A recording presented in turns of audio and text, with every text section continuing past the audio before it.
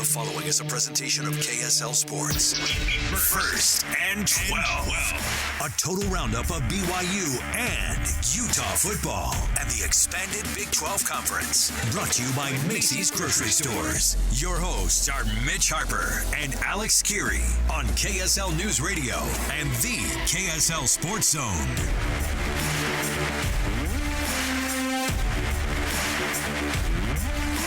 Hour number 2 is off and running here on First and 12 on KSL News Radio and the KSL Sports Zone.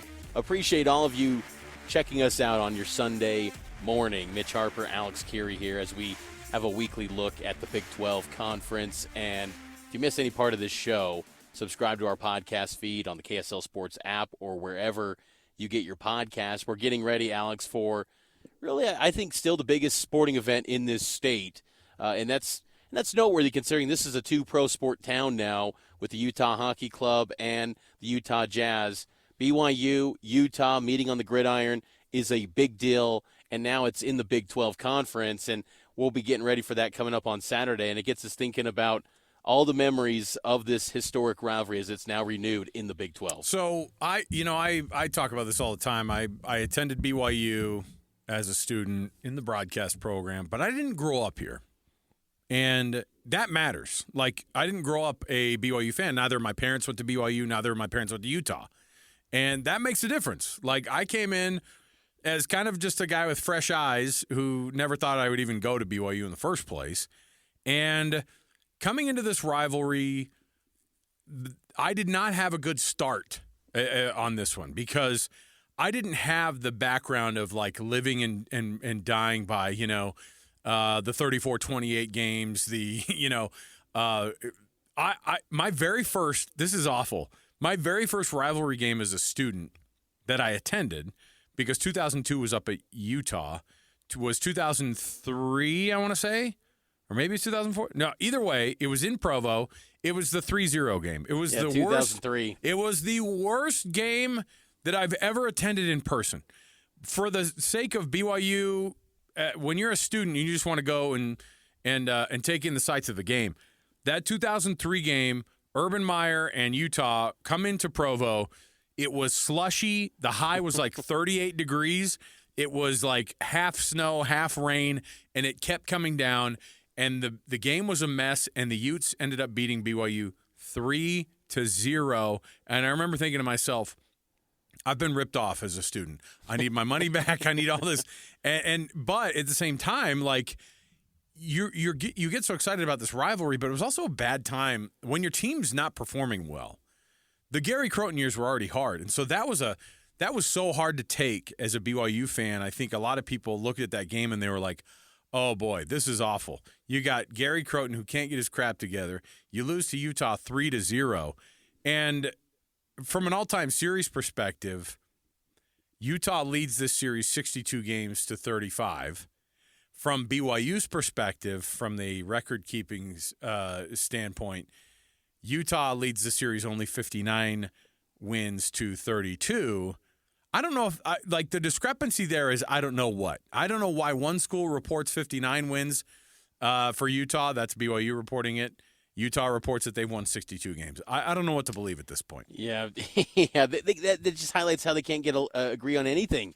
BYU and Utah, they just can't get along, and it is a storied rivalry, and it's one that honestly I do believe, Alex, that Big 12 fans are eventually going to say, like, that's a bucket list game that maybe I want to, one day go see in my Big 12 travels, or just a one-off game, because this game does always live up to the hype, and it always lives up to, the billing of being a close game. There's so many games that have just gone down to the wire, and there's been controversial moments on the side too. I mean, and then in the social media era, about the last 15 to 20 years, there's been these sideshow antics with fans too, where you've got these, accusations of things in their and their candy bars, and then there's all this stuff like stories of Ute fans notifying administrators at BYU because a BYU linebacker was at a Vegas nightclub. You can't make this up. This is BYU Utah. It's just unreal. And on the same side, there's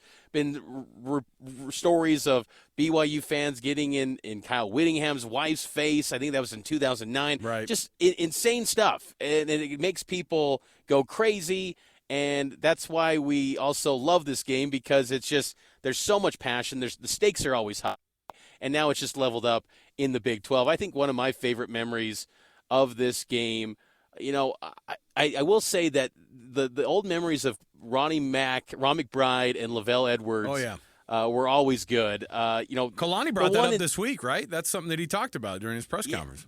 Yeah, those are just some good memories. And Kalani, it's interesting. He noted during his coach's show that he'd watch BYU Utah games out in Hawaii at a church satellite system, and that's his first memories of the game growing up as a kid. But those Lavelle, Ron McBride era, that's when the thing really ratcheted up in 1993, and Utah had that 34-31 win. And ever since then, it's just been back and forth, and it's just it's an epic game. And I hope that it continues to level up in the Big 12 era. So, in terms of really great games in this, I try to think about games that are the most memorable and ones that come to mind. Obviously, I remember very distinctly. I mean, covering the very first game I covered as an employee here at KSL was Beck to Harline, and it was actually kind of nice because we're on the field, and you're just wearing the the media stuff, and you're just watching it from there. And I was in the opposite end zone, and so I'm watching the whole thing kind of go down from 120 yards away. And I remember when it happened, I'd never you had just a pocket of BYU fans, but the entire place felt deathly quiet. You know what I mean? It was bonkers because it was so crazy. You had that small group of BYU fans going bonkers in the stadium, but man, it was a crazy finish, and that's what you want in games. You want crazy finishes. 54-10 was one of the worst stadium experiences I think that a lot of people have had. Covering the game, it was just dead. You know what I mean? It was just an absolute. It was a butt kicking from the beginning when Utah got after him, and it was a moment too in BYU and Utah history where BYU was just they were stagnant, right? I mean, independence was just such a weird time for BYU, and it just kind of pointed out hey, Utah's in this place, BYU's in this place, and they're two different places, and you knew that the difference was there, and then the score made that disparity even bigger. And so that 54-10 game was obviously the Las Vegas Bowl was quite a weird chapter in the rivalry because it was a bowl game. They faced off against one another. Utah was up 35-0, I think, with 6.5 minutes left in the first quarter. It was one of the weirdest starts to a game ever. Kalani was named the coach at the after party in Vegas, and so it was. This game brings wild endings, but that's what I want is close games. I don't just want a weird game or it's the idea that somebody has to be. The diminishing of the other side, that kind of stuff. I think it's good that Kalani understands what the reality of this rivalry is, which is not this Bronco Kyle vitriol, which is, I think, what you had, right? I think fans reflected the fact that those two coaches did not like each other, which is what you want in a rivalry, but at the same time, it didn't actually serve the rivalry very well because both of them pretended that game wasn't as big of a deal as it actually was, and they tried to diminish the game itself, both sides, and it actually made it to where fans hated each other even more. I don't know. That's what it felt like to me, at least.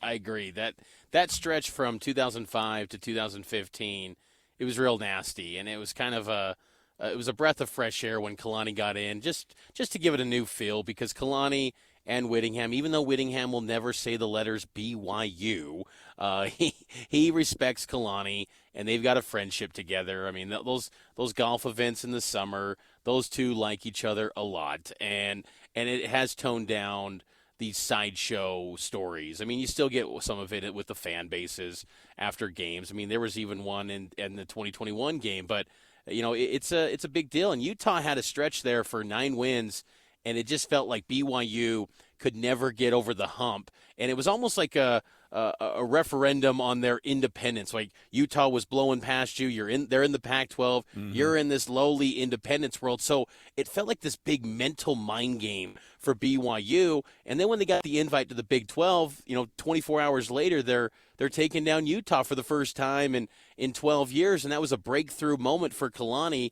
And I'm curious to see if they can, create a streak now, or does Utah get back on track? Because Utah still won 90% of the last 10 meetings, and a few of them were blowouts. I mean, BYU, outside of the 2021 game, and that was still only a 9-point margin, they don't blow out Utah. You got to go back to 1996, the last time BYU beat Utah by 10 points. That was a 37-17 game, wow. which oddly enough had a number 12 at quarterback for BYU, a Southern California JUCO quarterback like this. So maybe there's some synergy there. And, oh, by the way, they wore those 96 uniforms this year. I'm just saying. I don't know.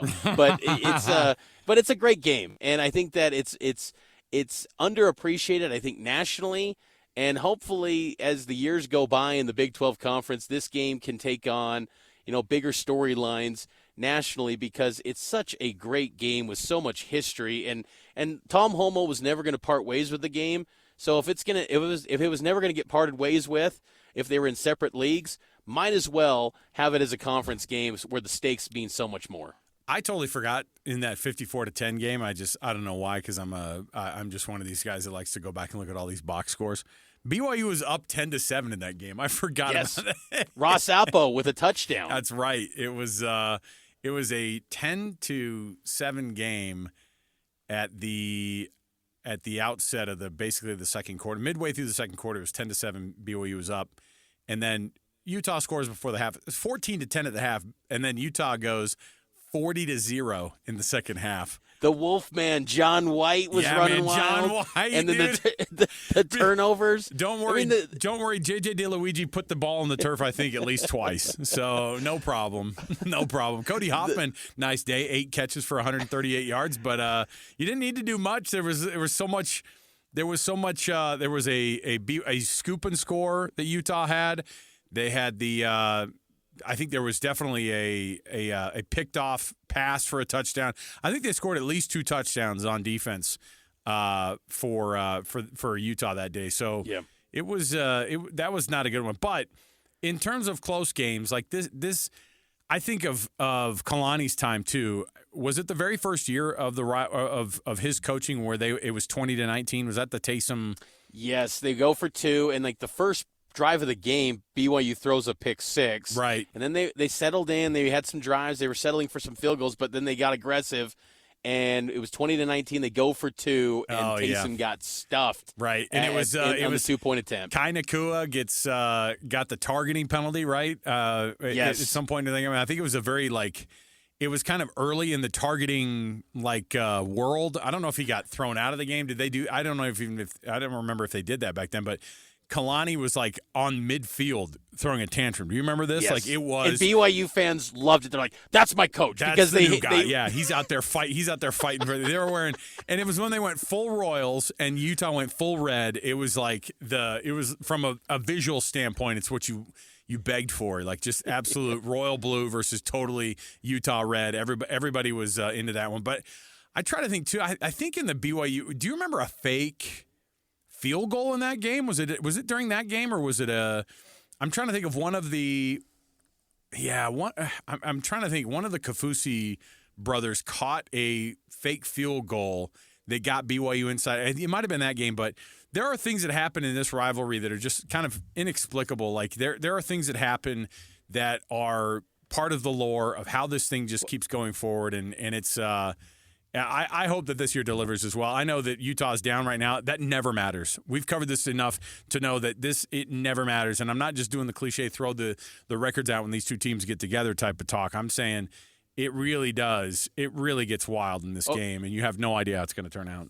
I mean, right now Utah's got questions at quarterback, but Utah's had a history with quarterbacks that you don't expect to win big games. Brett Ratliff did it once upon a time in 2005, T.D. Croshaw in 1999, then John Hayes in 2012. Quarterbacks that, you thought, BYU's going to win this one. but Utah found a way, Yep. and they've always had a knack for producing. This is one of the lowest points I've seen Utah though going into this game, because it used to be like if Ron McBride could beat BYU, no matter what their record is, it's a successful year. That's not the case anymore, where that fan base has evolved and they have like different aspirations. So I don't know if this is solely enough for them, but still, I think that this would be okay. Even in our down years, we're beating BYU. We're getting back on track that way. So this is a big deal, and it's going to be a huge game. And I'm just curious to see how both these teams attack it. And I want to see, too, a clean game. Sometimes I hate when there's, like, a lot of flags, a lot of penalties. Like, just let's see a clean football game. Let's see how it plays out.